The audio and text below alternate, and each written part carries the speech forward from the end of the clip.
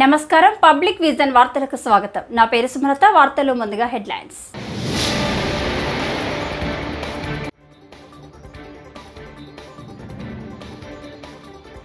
జగన్మోహన్ రెడ్డి ప్రభుత్వంపై బీజేపీ రాష్ట్ర అధికార ప్రతినిధి లంకా దినకర్ తీవ్ర స్థాయిలో విమర్శలు.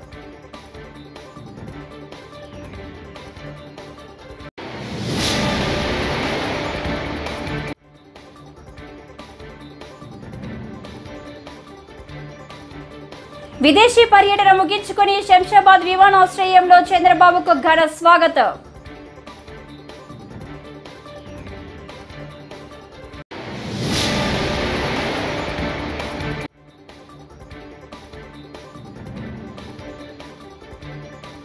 మళ్లీ అధికారంలోకి వస్తున్నాం, అందులో ఎలాంటి అనుమానం లేదు సజ్జల.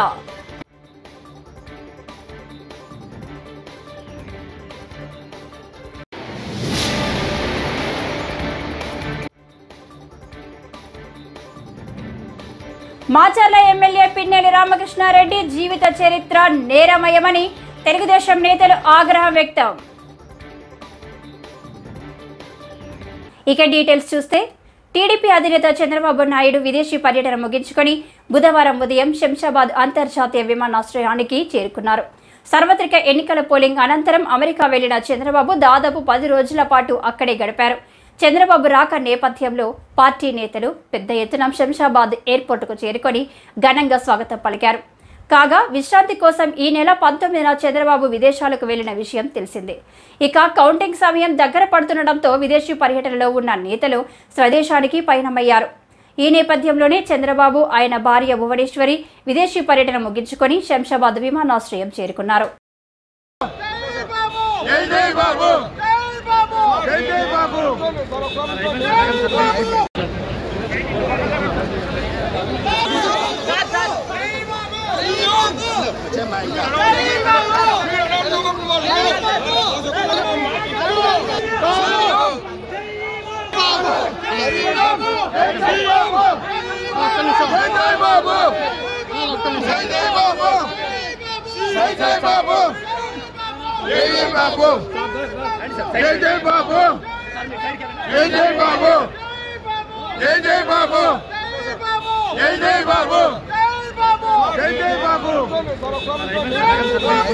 ఆంధ్రప్రదేశ్లో మరోసారి అధికారంలోకి రాబోతున్నామని వైఎస్ఆర్ కాంగ్రెస్ పార్టీ ప్రధాన కార్యదర్శి సజ్జల రామకృష్ణారెడ్డి స్పష్టం చేశారు. బుధవారం తాడేపల్లిలోని ఆ పార్టీ కేంద్ర కార్యాలయంలో పార్టీ కౌంటింగ్ ఏజెంట్ల వర్క్షాప్లో ఆయన మాట్లాడారు. పార్టీ అధికారంలోకి వచ్చే విషయంలో ఎలాంటి అనుమానం లేదన్నారు. జూన్ 9న సీఎంగా మళ్లీ వైఎస్ జగన్ ప్రమాణ స్వీకారం చేస్తారని పునరుద్ఘాటించారు. వారం రోజుల తర్వాత రాష్ట్రానికి టీడీపీ పీడ విరగడవుతుందని వ్యాఖ్యానించారు. చూడండి, రోజు ఆ టైంలో ఎప్పుడు కాంటాక్ట్ చేసినా ఐ థింక్ రేపు ఎల్లుండి కూడా 11 to 1 అట్లా ఆన్లో పెట్టి ఉంటే ఎవరన్నా ఉంటే జాయిన్ గమ్మని ఓపెన్ ఇన్విటేషన్ ఇస్తే ఈయన ఇవ్వాలనుకున్నవన్నా ఇవ్వచ్చు, లేదా ఒక half an hour 1 hour time పెట్టి 11 to 12 అది పెట్టండి, ఎక్కువ కూడా అనవసరం. ఒక 1 hour పెట్టేస్తే ఎనీబడి కెన్ జాయిన్ అని చెప్పేస్తే ఈయన చెప్పేది చెప్తుంటారు, వాళ్ళు చెప్పేది నడుస్తుంటుంది. ఆ ప్రాసెస్లో తయారైన ఈరోజు ప్రభాకర్ తయారు చేసే అప్డేట్ ఆ నోట్స్ అది కూడా తయారు చేసి ఇమీడియట్ పంపించేద్దాం. వీడియో కూడా ఏదైనా చేయించడానికి వీలైతే అది కూడా ప్లాన్ చేసి ఇచ్చేయండి, కలెక్ట్ చేస్తాం. సో ఇదంతా కలెక్టివ్గా మనందరం కలిసి ఒక మనకు ఏదైతే టార్గెట్ ఉందో దాన్ని రీచ్ అయ్యేట్టు కంఫర్టబుల్గా బ్రహ్మాండంగా వస్తున్న దాంట్లో డౌట్ లేదు. అయితే వాళ్ళ ఆటలు సాగనీయకుండా ఎట్లా చేయాలనేది మనం చేసేది మన టార్గెట్ అది. మళ్ళీ అధికారంలోకి వస్తున్నాం, బ్రహ్మాండంగా వస్తున్నాం. 9న ప్రమాణ స్వీకారం ఉంటుంది, ఇందులో ఎలాంటి డౌట్ లేదు. అయితే దానికి ఏదో మనం వాళ్ళ ఆటలు సాగనించి వాళ్ళు పెట్టే జరిపే సైకలాజికల్ వాటన్నిటి మనం తట్టుకొని మనం ఏదో వెంబడి తీసుకుంటాం. ముందు ప్రియంటివ్ వాళ్ళను ఒక్క ఆట కూడా సాగనివ్వకుండా ఏం చేయాలనే ఉద్దేశంతో మోర్ అలర్ట్గా ఉంటున్నాం. అది దృష్టిలో పెట్టుకోండి చేసాను. Okay, thank you.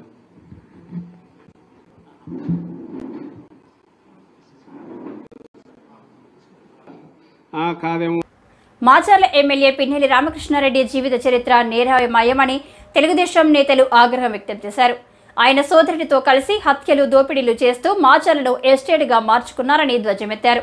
Mangalagiri Telugu Desam కార్యాలయంలో పిన్నెల్లి పైశాచికం పేరుతో పుస్తకం విడుదల చేశారు. ఎన్నికల్లో ఈవీఎంలు ధ్వంసం చేసి అలజడి సృష్టించారని మండిపడ్డారు. ప్రజల్లో తిరుగుబాటు వచ్చేసరికి ఏం చేయాలో తెలియక పారిపోయారని ఎద్దేవా చేశారు. పిన్నెల్లి అరాచకాలతో విసిగిపోయిన ప్రజలు ఆయనకు బుద్ధి చెబుతారని హెచ్చరించారు. అంటే పిన్నెల్లి రామకృష్ణారెడ్డిని ఎమ్మెల్యే సీటు ఇవ్వడం, 2004లో అతను గెలవడం, అక్కడి నుంచి అతను తమ్ముడు చేసే అరాచకాలకి ఎదురు ఎవరో నిలబడకుండా వన్ సైడ్గా వెళ్ళడమే కాకుండా మాచర్లలో పిన్నెల్లి పైశాచకానికి దాదాపు 2000 కోట్ల దోపిడీ, 8 హత్యలు, 79 దాడులు, ముఖ్యంగా బడుగు బలహీన వర్గాలు మైనార్టీల మీదే దాదాపు 51 దాడులు జరిగినాయి. దానికి ఈరోజు సీనియర్ నాయకులు దేవినేని ఉమా గారు, అశోక్ బాబు గారు, అలాగే శ్రీనివాసరెడ్డి గారు, మాణిక్యాలరావు గారు, వీళ్ళందరి సమక్షంలో, ఎందుకంటే కిషోర్ గారు మా లాయర్ గారు, ఎందుకంటే ఆ రోజు తలకాయ పగిలింది మాతో పాటు. మేము వెళ్తే పాప ఆయన ఒక లాయర్ వృత్తి అక్కడ నామినేషన్లు వేయించకుండా ఉంటుంటే ఆ రోజు నన్ను అలాగే బోండవమాని పంపిస్తే ఒక లాయర్గా, అంటే మాకేదైనా అయితే కోర్టులో మా తరపున వాదించే లాయర్ని కూడా తలకాయ పగలగొట్టేసి అతి దారుణంగా దాడి చేసినటువంటి పిన్నెల్లి రామకృష్ణారెడ్డి గారి మీద ఇవాళ తెలుగుదేశం పార్టీ ఒక బుక్ రిలీజ్ చేస్తుంది.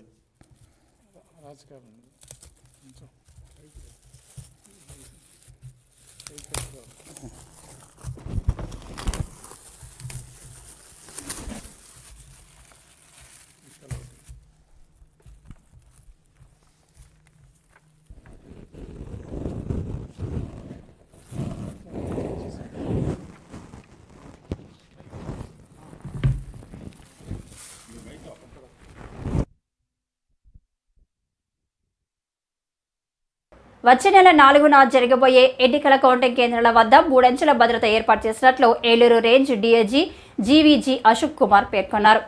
మంగళవారం తణుకు పట్టణ పోలీస్ స్టేషన్కు విచ్చేసిన ఆయన మీడియాతో మాట్లాడారు. కౌంటింగ్ రోజున ఎలాంటి అవాంఛనీయ సంఘటనలు జరగకుండా భారీ బందోబస్తు ఏర్పాటు చేసినట్లు తరలించారు. రేంజ్ పరిధిలో ఎన్నికల అనంతరం సుమారు 800 మందిని బైండ్ ఓవర్ చేసినట్లు చెప్పారు.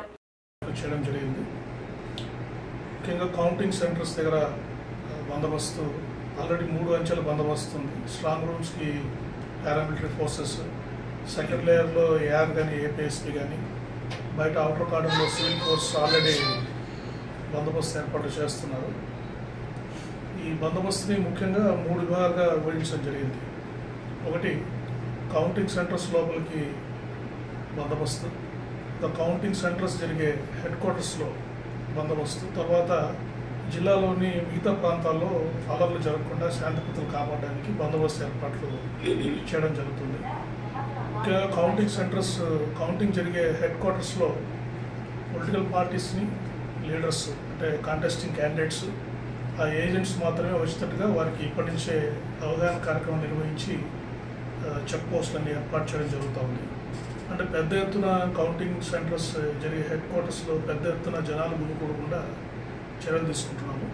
ముఖ్యంగా ప్రజలకి గ్రామాల్లో కానీ పట్టణాల్లో కానీ సభలు పెట్టి ఈ కౌంటింగ్ జరిగే ప్రక్రియను వారు ఇళ్లలోనే కూర్చొని టీవీ ద్వారా వీక్షించి అనవసరంగా రోడ్ల మీదకి రాకుండా ఉండాలని విజ్ఞప్తి చేస్తున్నాం. ఎందుకంటే టీవీలో ఎప్పటికప్పుడు లైవ్ టెలికాస్ట్ వస్తూ ఉంటుంది, దాన్ని చూడవలసిన విజ్ఞప్తి చేస్తున్నాము. దాని గురించి 144 సిఆర్పి సెక్షన్ కూడా ఆల్రెడీ ప్రాములేషన్ చేయడం జరిగింది. తర్వాత కౌంటింగ్ సెంటర్స్లోకి వెళ్ళే ప్రతి ఒక్కరిని కూడా ఐడెంటిటీ కార్డ్స్ చెక్ చేసి ఫ్రిస్క్ చేసి పంపించడం జరుగుతుంది. లోపల కూడా అవసరమైన భద్రతా ఏర్పాట్లు చేయడం జరిగింది. గ్రామాల్లో, డిస్టిక్లోని మిగతా గ్రామాల్లో ఈ పార్టీ ఆఫీసుల్లో కానీ, పార్టీ లీడర్స్ హౌసెస్ దగ్గర కానీ, సమస్యాత్మక గ్రామాలు ఈ మధ్య ఎలక్షన్ జరిగినప్పుడు అక్కడక్కడ చిన్న చిన్న గొడవలు జరిగాయి. అది ఇంకెక్కడన్నా గొడవ జరిగే అవకాశం ఉంది. అటువంటి చోట్ల పికెట్ ఏర్పాటు చేయడం. తర్వాత మాకు పోలీస్ హెడ్ క్వార్టర్స్ నుంచి కూడా చాలామంది ఆఫీసర్స్ని ఇస్తున్నారు. జిల్లాకు డిఎస్పీలు అడిషనల్స్ ఇచ్చారు. ఒక్కొక్క అడిషనల్ ఎస్పీని కొన్ని 2-3 అసెంబ్లీ సెగ్మెంట్స్కి, ఒక్కొక్క డిఎస్పీని ఒక్కొక్క అసెంబ్లీ సెగ్మెంట్కి ఇన్ఛార్జ్గా పెట్టి పెట్రోలింగ్ పార్టీస్, ఎస్ఐఎల్ని, సిఎల్ పెట్టి పికెట్స్, క్యూఆర్టీస్ ఈ విధంగా పెట్టి ఎక్కడన్నా ఇన్ఫర్మేషన్ వచ్చినా కూడా వెంటనే ఒక 5-10 నిమిషాల్లో ఆ గ్రామానికి, ఆ ప్రదేశానికి చేరుకొని శాంతిభద్రతలు కాపాడేటట్టుగా మేము చర్యలు తీసుకోవడం జరుగుతూ ఉంటుంది. తర్వాత ఎవరైతే ఎలక్షన్స్ కేసెస్లో ఇన్వాల్వ్ అయ్యారో, ఎలక్షన్ నోటిఫికేషన్ వచ్చిన తర్వాత పోల్ డే రోజు కానీ తర్వాత కానీ గొడవలు పడ్డారు.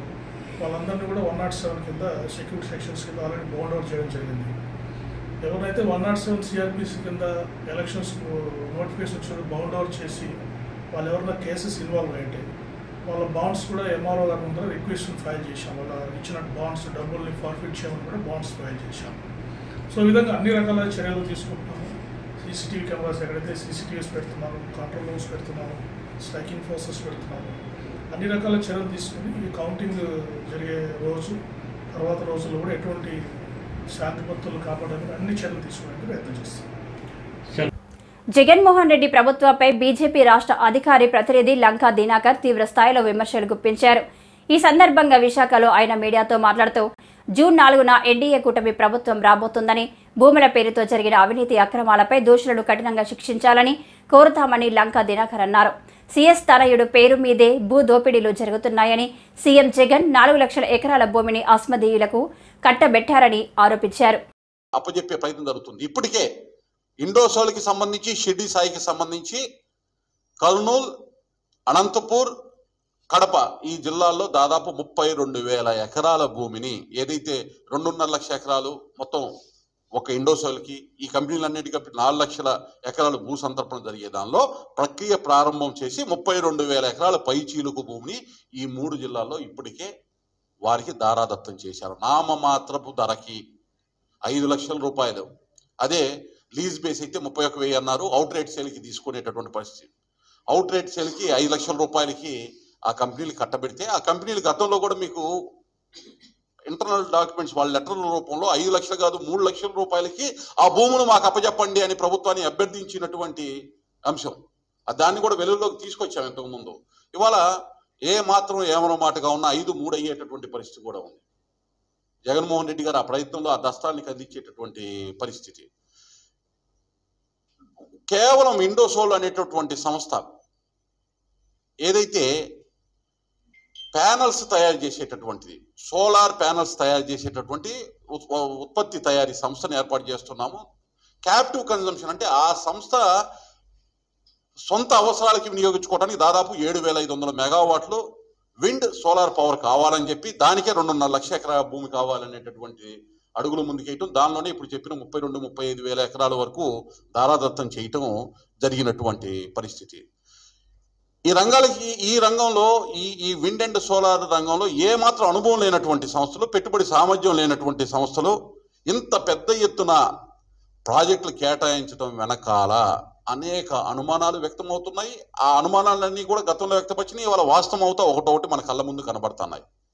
ఒక్కసారి ఎంఓయూలు, ఈ సంస్థలకి సంబంధించిన ఎంఓయూలు, జీవోలు, భూములు వాళ్ళకి సంతర్పణ చేసినటువంటి పత్రాలు ఏవైతే ఉన్నాయో వాటన్నింటినీ కూడా పరిశీలించి ఆడిట్ చేస్తే నిర్గంతపోయేటటువంటి వాస్తవాలు బహిర్గతం అవుతాయి. అదేవిధంగా ఈ సంస్థలకి పెట్టుబడులు ఏ విధంగా వచ్చినాయి, ఈ భూములకి సంబంధించి కానీ, ముందు ఈ సంస్థ దాదాపు 1,00,000 రూపాయలు పెయిడప్ క్యాపిటల్తో ప్రారంభమైన సంస్థ, వాళ్ళ సిస్టర్ కన్సర్న్గా ఉన్నటువంటి షిర్డీ సాయి ఎలక్ట్రికల్స్ 500 కోట్ల మించి టర్నోవర్ లేనటువంటి సంస్థ, 500 నుంచి 1000 కోట్లు టర్నోవర్ అఫీషియల్గా వాళ్ళు డిక్లేర్ చేసింది 2021-22 సంవత్సరంలో. ఆ సంస్థ ఇంత పెద్ద పెట్టుబడులు ఇంత ఎక్కడి నుంచి వస్తున్నాయంటే దీనికి మూలం ఎక్కడి నుంచి అంటే మద్యం మాఫియా నుంచి వచ్చినటువంటి వనరులు, ఇసుక మాఫియా నుంచి వచ్చిన వనరులు, దోచేసినటువంటి ఈ భూములు ఏవైతే ఉన్నాయో వాటిని బదలాయించి సొమ్ము చేసుకున్నటువంటి నిధులు ఇవాళ వీటికి పెట్టుబడిగా పెట్టడం జరిగింది. సింహాద్రి అప్పన్న స్వామికి రికార్డు స్థాయి ఆదాయం సమకూరింది. సింహగిరిపై పరకామణి కేంద్రంలో మంగళవారం ఈవో సింగల శ్రీనివాసమూర్తి ఆధ్వర్యంలో హుండీ ఆదాయం లెక్కింపు ప్రక్రియ నిర్వహించారు. భక్తులు సమర్పించిన నగదు 2,60,71,617 సమకూరినట్లు ఈవో వెల్లడించారు. దీంతో పాటు 1,116.200 గ్రాముల బంగారం, 20.540 కిలోల వెండి లభ్యమైనట్లు వివరించారు. ఈ మొత్తం ఆదాయం 28 రోజులకు సంబంధించినదిగా తెలియజేశారు. హుండీల ద్వారా సగటున రోజువారీ ఆదాయం 9,31,129 వచ్చినట్లు ఆయన పేర్కొన్నారు. ఈ లెక్కింపు ప్రక్రియ బుధవారం కూడా కొనసాగుతుందన్నారు. అప్పన్న ఆలయంలో చివరిసారిగా గత నెల 30వ తేదీన హుండీ ఆదాయం లెక్కించారు. అనంతరం ఆలయంలో జరిగే ప్రధాన ఉత్సవాలైన గంధం అమావాస్య, చందన ఉత్సవం, వైశాఖ పౌర్ణమి పర్వదినాలతో పాటు వారాంతాల్లో పెద్ద సంఖ్యలో భక్తులు తరలివచ్చారు.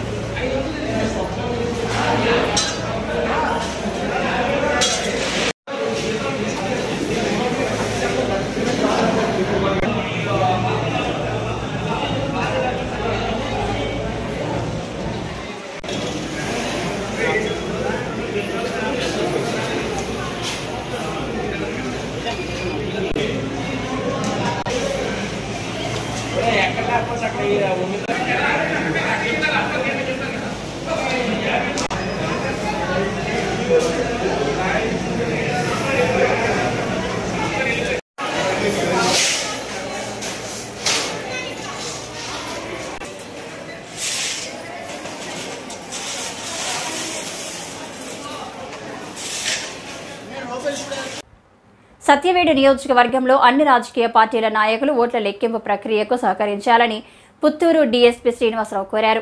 ఆ రోజు వరకు బాణాసంచా విక్రయాలు నిషేధమన్నారు. ఓట్ల లెక్కింపు ముందు ఆ రోజు తర్వాత సభలు సమావేశాలు పెట్టుకోవద్దని సూచించారు. ఎవరైనా ఎన్నికల నిబంధనలను ఉల్లంఘించి విఘాతం కల్పిస్తే కఠిన చర్యలు తీసుకుంటామని హెచ్చరించారు. అందరికీ నమస్కారం. అందరికీ తెలిసిన విషయమే, వచ్చే నెల 4వ తారీఖు నాడు మనంతా ఎదురు చూస్తున్నటువంటి ఎన్నికల కౌంటింగ్ డే. ఆ రోజు ఎలాంటి అవాంఛనీయ సంఘటన జరగకుండా జిల్లా పోలీస్ యంత్రాంగం పటిష్టమైన చర్యలు చేపట్టడం జరిగింది. మన ఎస్పీ గారి ఆధ్వర్యంలో ఆయన సూచనల మేరకు సత్యవేడి ఏసీ, అదేవిధంగా నగరి ఏసీ ప్రాంతాల్లో కొన్ని సమస్యాత్మక ప్రాంతాలని గుర్తించడం జరిగింది. ఆ ప్రాంతాల్లో ముందు జాగ్రత్త చర్యగా పికెట్లు ఏర్పాటు చేయడం జరిగింది. అదేవిధంగా కొన్ని రూట్లలో రూట్ మొబైల్స్ ఏర్పాటు చేయడం జరిగింది. అదేవిధంగా మండల హెడ్ క్వార్టర్స్లో కన్సర్న్ ఎస్ఐస్ వాళ్ళ యొక్క సిబ్బందితో, స్పెషల్ పార్టీస్తో క్విక్ రియాక్షన్ టీమ్స్ అనేది ఒక ఫామ్ చేశాము. వాటిని ఎక్కడ సమస్య వచ్చినా ఎస్ఐ వితిన్ మినిట్స్లో రెస్పాండ్ అయ్యే విధంగా వాళ్ళకి ఇన్స్ట్రక్షన్ ఇవ్వడం జరిగింది. అంటే ఒక పోలీస్ స్టేషన్ పరిధిలో పికెట్స్, రూట్ మొబైల్స్, క్యూఆర్టీస్ ఇవన్నీ కూడా పోలీస్ స్టేషన్ పరిధి ఏర్పాటు చేయడం జరిగింది. అదేవిధంగా సర్కిల్ పరిధిలో కన్సర్న్డ్ సిఐ ఎక్కడ అవసరం ఉంటే అక్కడ ప్రొసీడ్ అయ్యే విధంగా, ఎక్కడ సమస్య వస్తే అక్కడ అటెండ్ అయ్యే విధంగా సిఐ గారికి క్యూఆర్టీ అనేది ఏర్పాటు చేయడం జరిగింది. అదేవిధంగా డిఎస్పీ సబ్ డివిజన్ పరిధిలో ఎక్కడ సమస్య ఉన్నా కూడా ఇమీడియట్గా దాన్ని అటెండ్ అయ్యే విధంగా కూడా ప్లాన్ చేయడం జరిగింది. దీంతో పాటుగా ముందుగా గుడిపాల మండలంలోని చిత్తపార గ్రామంలో 2 రోజుల క్రితం యువతిపై దాడి చేసిన ఘటనలో నిందితుడిని అరెస్టు చేసినట్లు మంగళవారం west CI Ravishankar, SI Srinivasarao తెలిపారు. వారు మీడియాతో మాట్లాడుతూ చిత్తపార గ్రామానికి చెందిన నందినిని ఆమె మేనల్లుడు విజయ్ భూ తగాదాలతో విచక్షణ రహితంగా కొట్టాడు. వైద్యాధికారుల రిపోర్టులు పరిశీలించిన అనంతరం విజయ్ను అరెస్టు చేసి రిమాండ్కు పంపినట్లు తెలిపారు. అందరికీ నమస్కారం. ఇప్పటికి 3 రోజుల క్రితం అనగా 25వ తేదీన గుడిపాల మండలం చిత్తపార గ్రామంలో భూ తగాదా విషయంలో నందిని అనే ఆమెను వాళ్ళ పెదనాన్న కొడుకున్నటువంటి విజయ్ భూ తగాదా విషయం వచ్చేసి విచక్షణారహితంగా కొట్టడం జరిగింది. ఈ విషయం పైన నందిని అనే అమ్మాయి పోలీస్ స్టేషన్లో ఫిర్యాదు చేయగా గుడిపాల ఎస్ఐ గారు దానిపైన ఒక కేసు నమోదు చేశారు. ఇమ్మీడియట్గా గాయపడినటువంటి ఆమెను చిత్తూరు ప్రభుత్వ ఆసుపత్రికి తరలించడం జరిగింది. అక్కడ ట్రీట్మెంట్ చేసుకుని ఈరోజు డిశ్చార్జ్ అవ్వడం జరిగింది. డిశ్చార్జ్ అయిన తర్వాత డాక్టర్ ఇచ్చినటువంటి రూల్ సైట్ మేరకు గ్రీవియస్ ఇన్ నేచర్ అంటే తీవ్రమైన గాయాలుగా ఇచ్చినందున 324 ఐపీసీ సెక్షన్, 326 ఐపీసీ సెక్షన్ కింద దాన్ని మార్చడం జరిగింది. అందులో భాగంగా ఈరోజు గుడిపాల ఎస్ఐ గారు ముద్దాయినటువంటి విజయ్ని అరెస్ట్ చేసినారు. రిమాండ్ కూడా తరలిస్తున్నారు. ముఖ్యంగా ఈ శిక్షణకు సంబంధించి ఈ ముద్దాయికి ఈ కేసు విషయంలో జీవిత ఖైదు కానీ లేకపోతే 10 సంవత్సరాలు జైలు శిక్ష పడే అవకాశం ఉంది. చిత్తూరు మండలంలోని పిల్లారిమిట్ట వెంకటాపురం గ్రామంలో ఘనంగా గంగమ్మ జాతర జరుగుతుంది. గంగమ్మ జాతర సందర్భంగా పూతలపట్టు ఎమ్మెల్యే ఎంఎస్ బాబు అమ్మవారికి పట్టు వస్త్రాలు మంగళవారం సమర్పించారు. డప్పు వాయిద్యాల నడుమ ఊరేగింపుగా వచ్చి అమ్మవారికి పట్టు వస్త్రాలు సమర్పించారు. అనంతరం ఆలయంలో ప్రత్యేక పూజలు నిర్వహించారు. ఈ కార్యక్రమంలో గ్రామస్తులు మరియు తదితరులు పాల్గొన్నారు.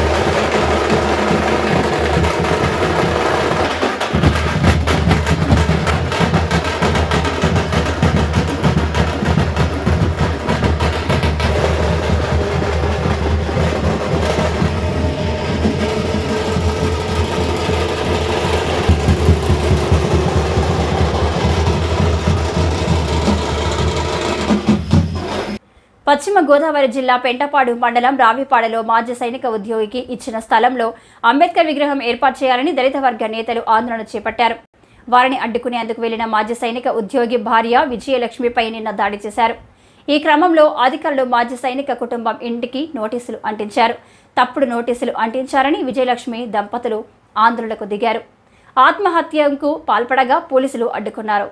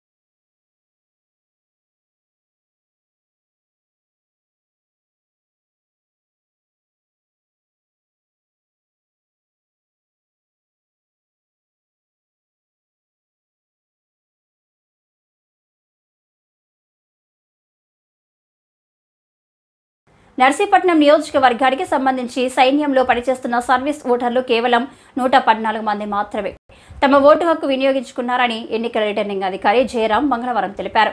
నియోజకవర్గంలో మొత్తం సర్వీస్ ఓటర్లు 316 మంది ఉన్నారని పేర్కొన్నారు. ఎన్నికల కౌంటింగ్ తేదీ జూన్ 4వ తారీఖు ఉదయం 8 గంటల లోపు తమకు అందిన సర్వీస్ ఓట్లను మాత్రమే లెక్కింపులో తీసుకుంటామని స్పష్టం చేశారు. నమస్కారం. ఇది నంబర్ 34 నర్సీపట్నం అసెంబ్లీ కాన్స్టిట్యూన్సీ తాలూకా పోస్టల్ బ్యాలెట్ వివరాలు. మనకు యాక్చువల్గా పోస్టల్ బ్యాలెట్లు 3512 రావాలి. అందులో 316 మనకి సర్వీస్ ఓటర్స్ తాలూకాలు. ఈ రోజు వరకు మనకి ఎన్ని వచ్చినాయంటే 3310 వచ్చినాయి.